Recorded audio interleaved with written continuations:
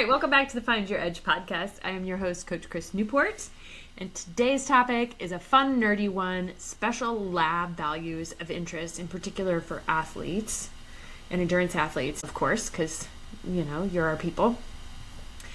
And I want to back up a little bit because when I first started practicing and I would have folks come in for nutrition consults, I would be giving them a list, like writing them out, like here are the things that I want you to go to your doctor and ask them pretty please to order, because dietitians are in a little bit of a special bucket. We cannot order labs. We have found a little bit of a loophole to that, so now we're able to get them without necessarily having to go through your doctor, because sometimes, in defense of doctors, sometimes they can't order something specific because they don't have an appropriate diagnosis code. And they can't just be like, well, yes, wouldn't it be nice to know some of these things, but we can't get it through your insurance company. They're probably not going to pay for it. And why are we doing this anyway without a more specific diagnosis code, right? So there's that whole thing. And then now we're getting into this age of direct-to-consumer labs, where you go through a particular company. I won't necessarily name any of them, but there are several of them on the market where you're just like, okay, you know, let's get all these biometrics, but you don't necessarily know, nor should you know, what they mean. And then if there's anything that's out of the ordinary, people generally freak out and they're like, this one number is off, and then what does this mean? Oh my gosh. And then they're not able to, because why should they? They're not a healthcare provider. They're not able to zoom out and take into account a more holistic view rather than just picking and parting one number that might be out of normal limits.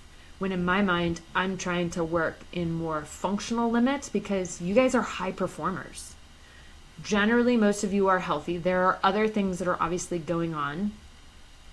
We work with a lot of celiac disease. We work with a lot of Hashimoto's and Graves and hypothyroidism and high cholesterol, whether it be genetic or not or whatever. Every once in a while, we've got some hypertension. We've got fertility. We've got perimenopause, menopause. Like, all of those things depend on where you are in your life stage. What are your goals for your sport? And then what are the things that we want to hone in on that are also related to your genetics? So we've got all these different pieces. So I think of labs as, what are the metrics that we should be tracking on a regular basis, and then what are maybe some of the metrics that are more specific to you and what you're trying to achieve. So all of that to say is that these special labs are special. You're special. So having said that, Emily Q is here. She is my dietetic intern, and she did some really great homework because, of course, she's been hearing it from me and been hearing it in our longevity lab program that we have, of all the different labs that we have access to that we can get for people and start to look at trends, and then have someone with you, have a healthcare provider who is with you interpreting these and then helping you either get follow-up care or adjust accordingly from a diet, a lifestyle, or a supplement perspective. So anyway, Emily, thanks for coming. Of course, I'm happy to be here. I think I've had too much coffee. So for those of you guys who are listening right now, we're doing a couple of back-to-back episodes, and I was on a bit of a rant in the last episode. So here we are. Welcome all the rants. I love the high energy stuff. Okay, cool. All right. So let's get into it. What are these are like some standard labs that you would see, and these are like, you guys, these are like dirt cheap. And when I say dirt cheap, I mean like really dirt cheap. Anyway, talk us through these, Emily. I promise I wouldn't interrupt.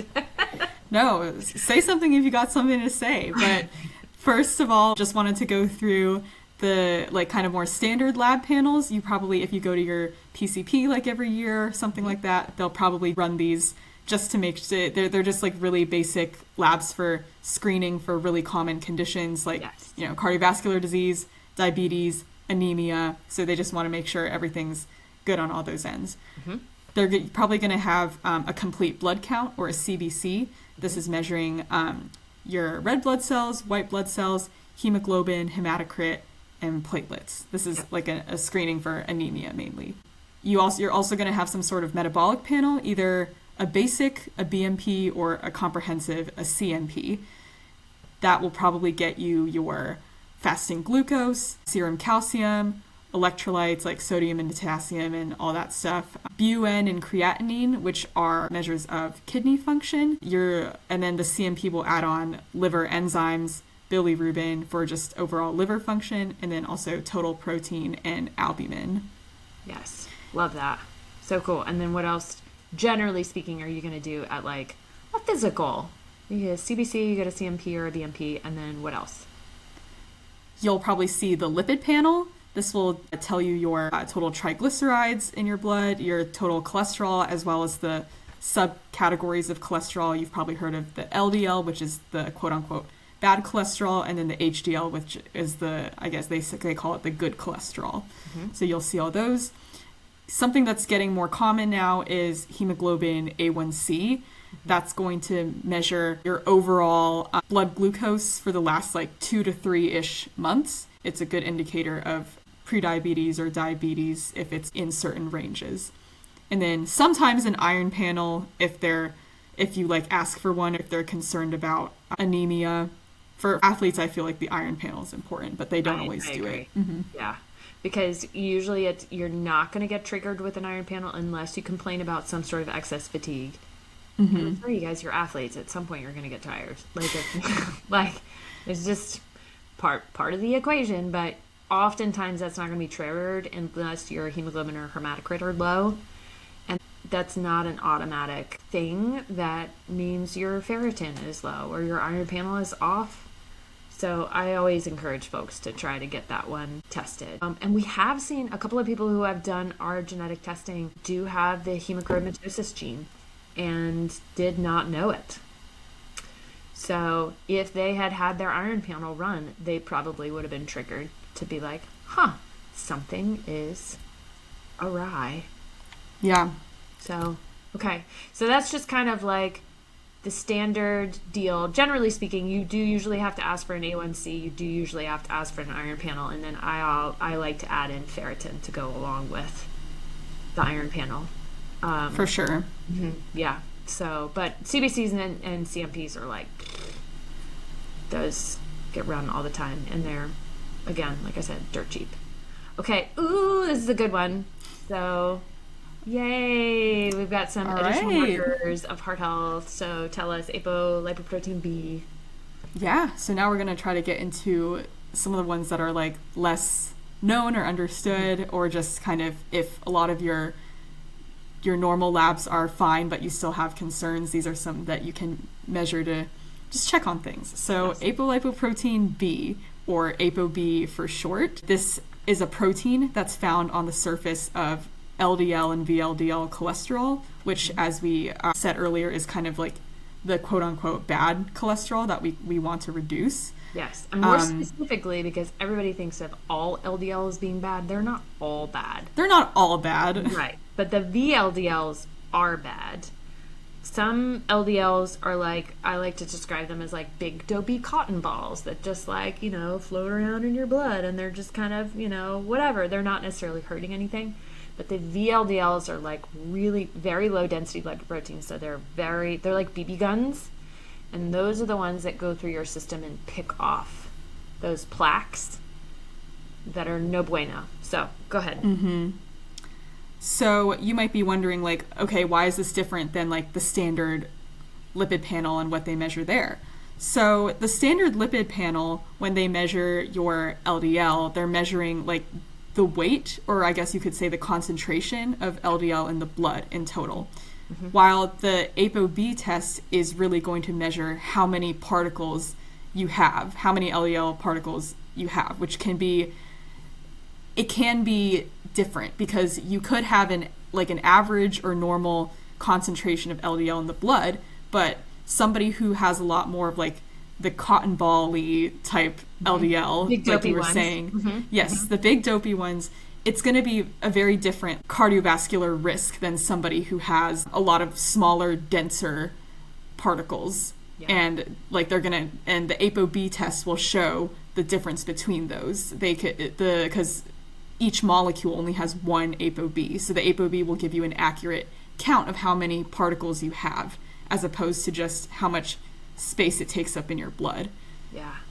Cool. And then, yeah, I like how you really emphasized here the higher sensitivity and the specificity. ApoB proving to have higher sensitivity and specificity than LDL cholesterol alone, right? Because so many people are like, oh, your LDL's high, let's put you on a statin. It's like, no, let's get more information. So better marker of predicting cardiovascular risk, right? Exactly.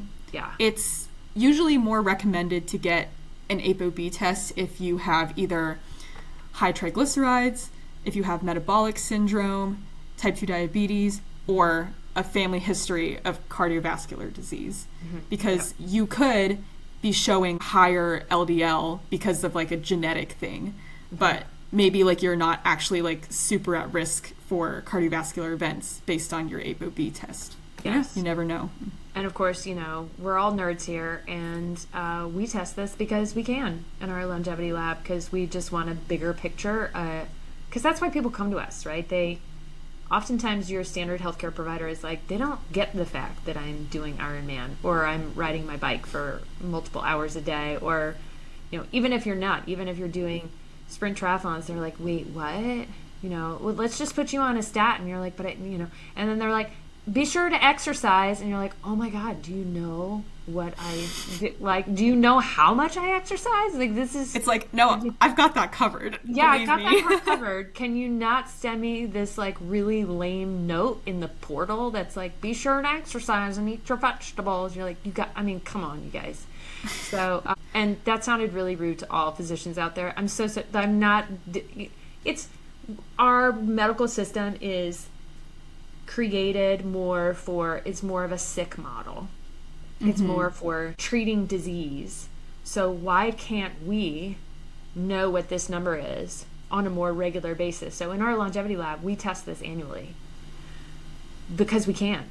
Like, why not have the markers to be proactive about our health rather than, oh, now I see your LDL is high, let's go ahead and do all the other numbers, when I could have been doing something about this 2 years ago, 3 years ago, 10 years ago, before I even had to know any of this stuff.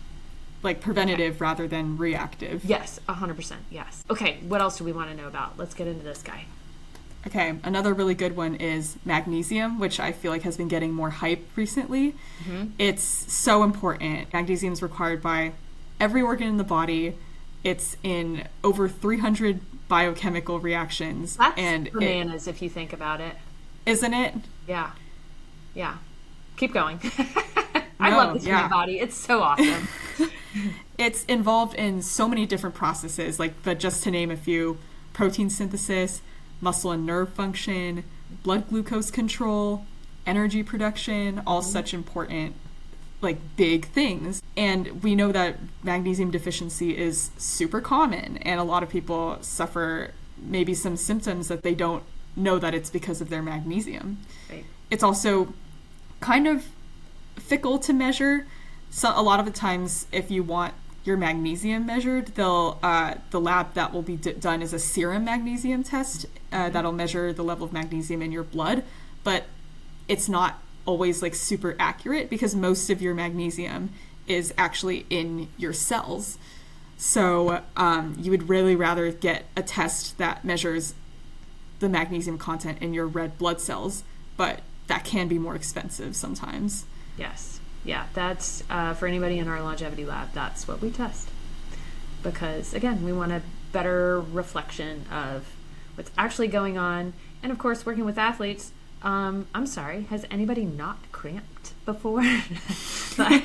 Or had some sort of muscle issue or fatigue or things like that, and we're losing it in sweat. We're losing magnesium in sweat, and it's not something that's necessarily well stored. We have to get it from food, which I love that you have foods high in magnesium. So for those people who are listening and not watching, you got to name them off, Emily, because this is so important.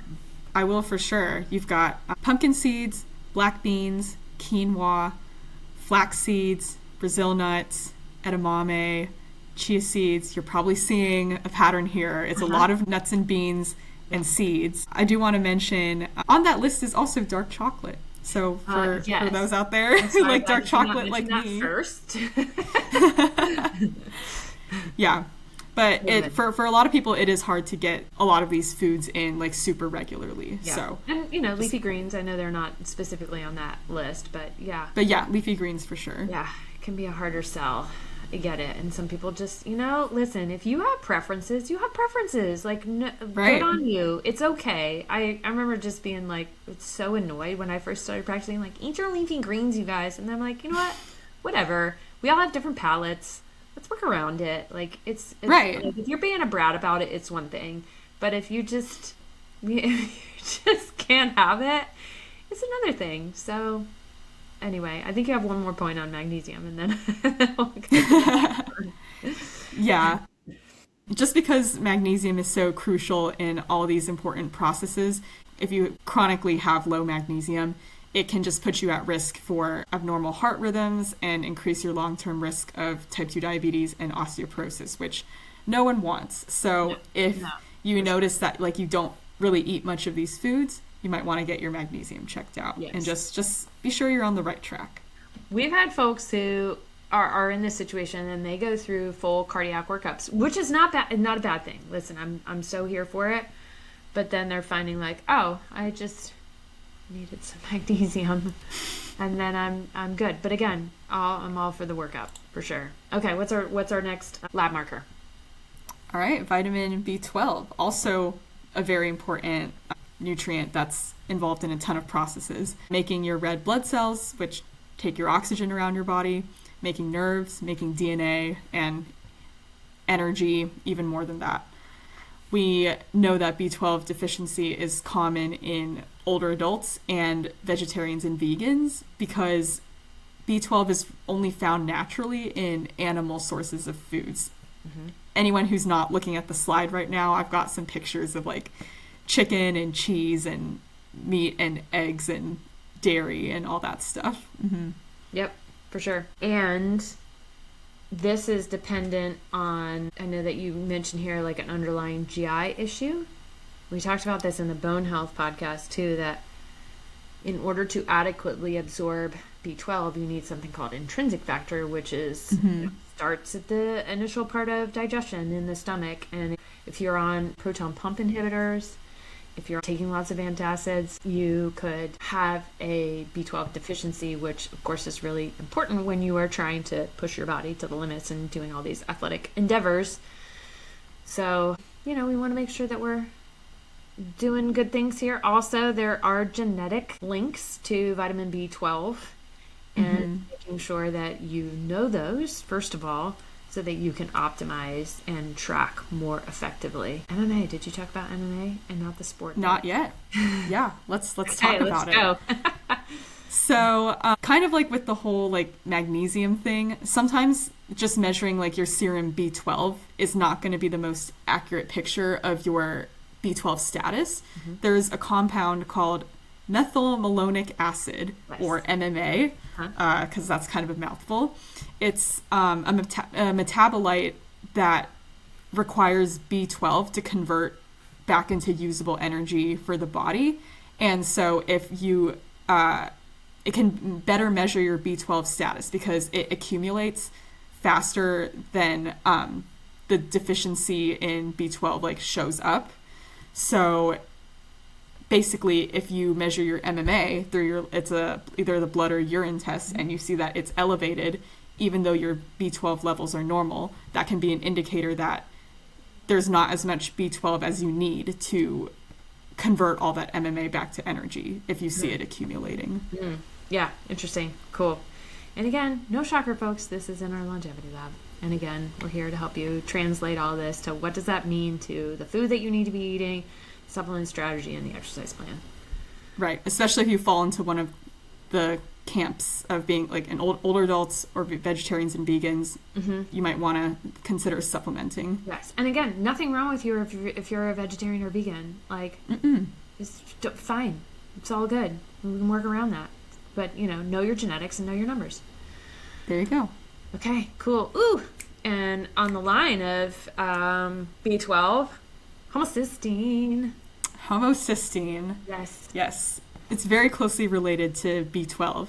So we know that homocysteine is a natural byproduct of metabolizing methionine. You might have heard of methionine before. It's an essential amino acid that... Or EAAs, as we all like to, abbreviate everything. Yeah. I get my EAAs. I'm like, okay, good. All right, cool. Yeah. Methionine. So, yeah, you'll just get that in like regular protein and your body will like break it down. So when your body processes methionine, homocysteine is just kind of, it's a product of that process. And we know that B12 plays a huge role in converting homocysteine back into methionine, and B6 kind of helps convert it to a different amino acid called cysteine. So a lot of B vitamins are working to convert homocysteine into other things. So if you're deficient in the specific B vitamins that play a role, B6, folate, or B12, if you're deficient in any of those, that process is a lot less efficient. And so you'll see an elevated level of homocysteine in your blood. All right, so did we go over all of those things? Some cardiovascular outcomes. Also, I love this picture that you have if you guys are watching on YouTube. It's bringing me back to my biochem days. Biochem, yep. All the diagrams, all the processes. All the processes, yep. So I do want to point out in that process off to the left, because so many of us are getting things that are fortified. Anything that's fortified, which again, not necessarily anything wrong with it, but when you see folic acid needs to be converted to 5-methyl tetrahydrofolate and goes through that whole process of supporting B12 and all this entire breakdown, some of us just don't convert very well the synthetic version of folic acid to the methylated version of folate. So anyway, side note on that, and same thing with methylated B12 versus the synthetic version, which is often cyanocobalamin. So if you are taking a multivitamin, look at the label. If you bought it off of the grocery store shelves and it says cyanocobalamin, that is attached to a molecule of cyanide. Nobody needs that. So get on a better quality vitamin, talk to your local dietitian, reach out to us. We're happy to help you with that whole process. But, I'm on a mission to get people on better quality vitamins and whole foods so that they can do this little diagram all by their lonesome selves. Efficiently. Yep. Yeah, like do it efficiently. I'm all for efficiency. Anyway, what else do you want to say about homocysteine? Yeah, so in addition to all those like vitamin deficiencies that elevated homocysteine can catch, we also don't want to see elevated homocysteine, because if those levels remain high in your blood, it can contribute to the development of blood clots, artery lining damage, and if you already have developing atherosclerosis, it can make that worse and eventually lead to negative cardiovascular outcomes. High homocysteine levels have also in the literature, but it's been associated with other chronic diseases and conditions like a lot of neurological ones like Parkinson's, Alzheimer's, other types of dementia, that kind of thing. So if you have concerns, family histories of any of that, you might want to get your homocysteine checked out. Yeah. Again, shameless plug. Emily did this without, she knows about the longevity lab, but this is why we test this in our longevity lab, is for that exact reason. And I didn't know that about Parkinson's, Alzheimer's, and dementia. But when you think through the biochemical process, yeah, why wouldn't that have something to do with not only cardiovascular risk but also brain health or neurological health? Yeah. Right. Yeah, Yeah, absolutely. for sure. Oh, fascinating. So good. Okay, more nutrients. More nutrients. Okay. Yes. I would say definitely check out. Yes. Yeah. Mm-hmm. Check out our last podcast episode on bone health, because we talk a lot about vitamin D there and calcium. But just looking at vitamin D right now, we know that it's extremely common to be deficient in vitamin D. About a third of U.S. adults, maybe even a little more, Most commonly, if you go get a vitamin D test, they're going to measure the 25-hydroxyvitamin D form, which is the primary form that circulates in your blood. And they will measure that as opposed to like the active vitamin D in your body because it just has a longer half-life. So a little bit of nerding out right there. Yeah, love that. Yeah. There's, as we talked about this a little more in the last episode, but there aren't too many foods that naturally contain vitamin D.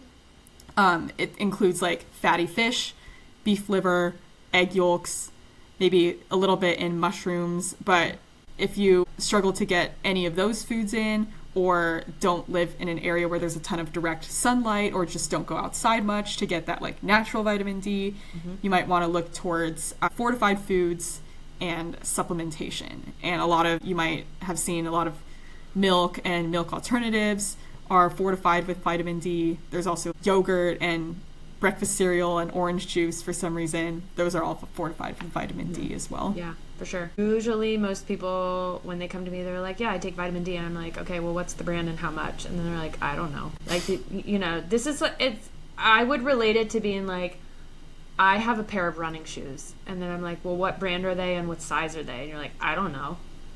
I just bought, I just bought it off the shelf. Like, right. Does it matter? Yes, it matters. Yes, it does matter, very much so. So I think there's so many general recommendations, and I'm just not into general recommendations anymore. But, if you're at least getting like 400 IU, I think that they just boosted it to maybe 800 IU a day as like the general recommendations. But I just get so much more into precision nutrition than general recommendations. Right, because like you mentioned earlier, like some people don't convert vitamin D from the sun into the active form as well. So 800 IU is going to do them a hot bit of nothing. I mean, seriously, like their vitamin D is just going to be in the tank, and then we're going to be like scratching our head like, why didn't 800 IU work? And most folks are like, oh, your vitamin D needs a little boost. Go take 1,000 IU a day or 2,000 IU a day. And sometimes you need more than that. And sometimes you also need like a quick boost, and then we can go to a maintenance dose. So again, know your metrics and know your brands, know your amounts. But if you don't care to know your brands and amounts, that's what we help with. We just tell you what to do, tell you what to take, and then it's up to you and then try to work with you from a perspective of executing it. Because some people are like, I don't take pills very well. There are drops. They're like, listen, we have ways around these things. Right. We will make it as easy as possible so that you can be compliant. Because if you are not compliant, what's the point? Anyway, that was the end of my rant. Now we have calcium. Yes. Anyways, we need the vitamin D and the calcium to ensure our bone health, among other things. Yeah. So I think I mentioned earlier that in the BMP or the CMP, like basic labs, they usually measure the serum calcium. Yes. But usually if you're deficient, if you're not eating enough calcium, if that doesn't really show up in your blood level, because your body really tightly regulates your blood level of calcium. And the bad part is that if that ever drops and you're not eating enough calcium, your body's going to take calcium from your bones. It's going to break down some bone and release the calcium from there in order to maintain the blood levels. So your bone, if you're not eating enough calcium, your bones might be slightly degrading and you don't even know. Yeah, for sure. That's the danger. Yeah. So if you want to have a better grasp of what your calcium status actually is, you're going to want to go get a DEXA scan. Yes. Yep. Emily, I was like holding my tongue. I was like, she's going to say it. My favorite thing. Yeah. And I did. DEXA scan. It's really, really good. It really tells you a lot of things, really. Your bone mineral density to see if you're eating enough calcium, but then also body composition things. Your fat and muscle mass, it will tell you that too. Yeah.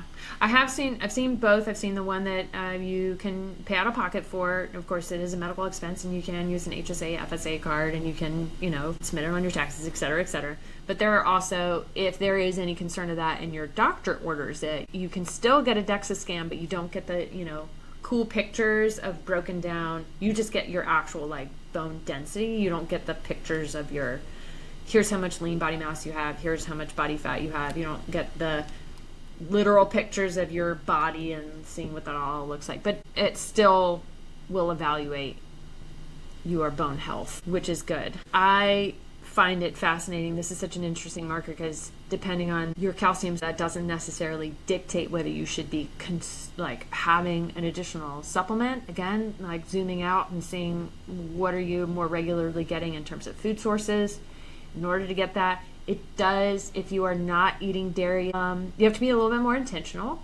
If you're having non-dairy milks, that makes it a little bit easier. But if a glass of milk or plant milk is somewhere around 400 milligrams, I mean, you're still needing to do that's several glasses a day outside of smaller sources of we got some broccoli and leafy greens. But anyway, I just find that whole calcium process to be so fascinating, and your body's acidity is tied into that, and how much protein you're getting, and protein and albumin, which are part of your CMP2, those are necessary to see what does that whole process look like, rather than, oh, my calcium is low, therefore I need to supplement. That is not the way you want to go about that particular lab. There's a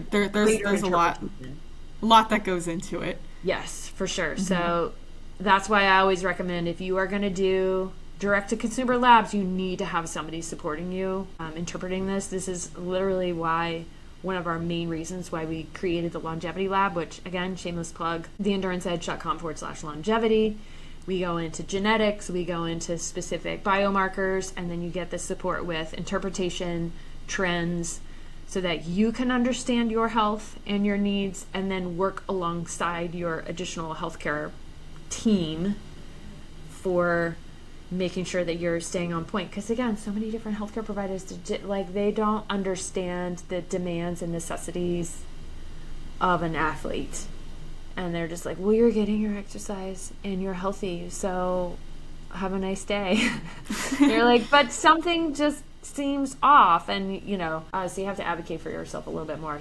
Anyway, being able to have this process alongside your sport and your coach, and being able to interpret all this so that you can make agile changes in your protocols that you are already implementing, and making sure that they are fully directed at you. So we don't have a slide about longevity, but it doesn't matter. So EnduranceEdge.com/longevity to learn more about that. And Emily, anything else you want to say about labs? I guess I have a little personal story. Ooh, yes, please. About the calcium. Yeah, so I was really lucky when I was growing up. I was maybe like 13 or 14. I was just getting like my annual physical for like my school sports or whatever. I was a track and cross country girl. So my pediatrician was going over, she looked at my labs and she was like, okay, they're all normal. But then I like that she asked me questions about like my diet too. Oh yeah, good. Just to like get a good picture of what was going on. And she asked me like, do you usually eat any dairy? And I was like, no, because as a self-proclaimed picky eater, ever since I was a little kid, I've never liked milk, I've never liked cheese, I've never really liked yogurt very much. And she was like, and even though my blood calcium was fine, she looked at me and was just like, you need to be eating more calcium. or like, and she like prescribed me a supplement like right there on the spot. Like DEXA wasn't like a huge thing back then, but also she knew I was growing. I was 13 or 14. I was still like in puberty and trying to build like I was growing like taller, my bones. I think she knew that just wasn't great for my bone health. So she told me to get on a calcium supplement, and I did for a while there. Love it. Just love it when we were talking about it last week, and you're like, I probably should be thinking about that again. Yeah, I should probably maybe I should get back on it, because now I do eat Emily, more dairy. You just let us know. We'll put the order in for you. It's so cheap. I love it. Wow, so this is a like bonus internship, Yes, bonus internship, right? You get workouts, you get labs, supplements. Yeah, totally. No, I wish, if I had my way, I wish more pediatricians, more orthopedists, more physical therapists, more folks were referring to dietitians when there is any sort of potential abnormality in that respect. Like, you're an athlete and you're growing, like, go see a sports dietitian. Yeah, that's what I should have done, honestly, after that visit. Like, you have anemia, go see a sports dietitian. Like, physicians see, generally speaking, this has been my experience, they see 28 patients a day. I see, on a large load, I see 7 at the most. And that's like a day when I want to, like, cross my eyes and fall apart because we spend an hour, 30 minutes to an hour with folks, and they don't have the luxury of that. But that's okay, because then we can get into the nitty-gritty details of, this is the supplement you should be on.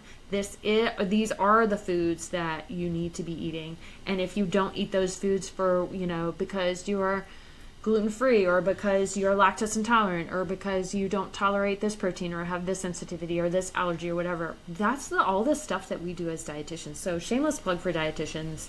I think we're the heroes of the healthcare industry that can spend deeper time working into these details of your health and wellness, such that you can generally go to the doctor less. Right. And I mean, that's kind of and I'm all for physicals. I'm all for that, and like regular checkups and all that kind of stuff. But doctors should not be doing nutrition, period, end of story. Yeah. Like, so many people are, doctors need to know more about nutrition. Absolutely not. I think that is a horrible idea, because we have spent the time going through that process to work as a collaborative team, rather than continuing to send them to more education when they need to be practicing medicine, and we can practice dietetics, and we can do it better together. Yes. Anyway, I need I don't think you don't see people telling doctors to go study physical therapy. No. Like, that's because that's not their job. No, it's not their job at all. And nutrition is not their job. It's just not. Right. And it pains me a little bit when so many people are like, oh, this doctor wrote this nutrition book. I'm like, where are the dietitians writing the nutrition books? So many doctors also will, like, prescribe you a supplement or something, and then you just don't get any type of follow-up or continuity of care until, like, your next yearly physical. Yes. It's just, with the dietitian, you get so much more regular, like, how's that been going? Yes. Is there any, like, more accountability, more ongoing care, more opportunities to see what motivation is, just working through the ups and downs of what happens. Like, okay, so you're an athlete and you're injured. Does that mean your nutrition needs to change? Yes. It does. Absolutely. Does that need to mean that we need to stay on top of your labs? Yes, absolutely.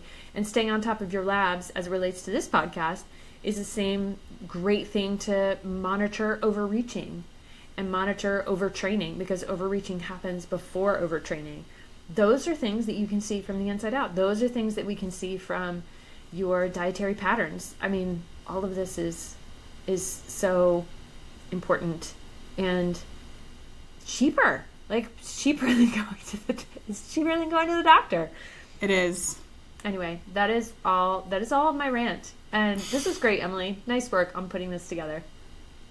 Thanks. It was a lot of fun and really jogged my brain there. That's right. I know you're going to be so ready for this test. I'm excited for you. Thank you.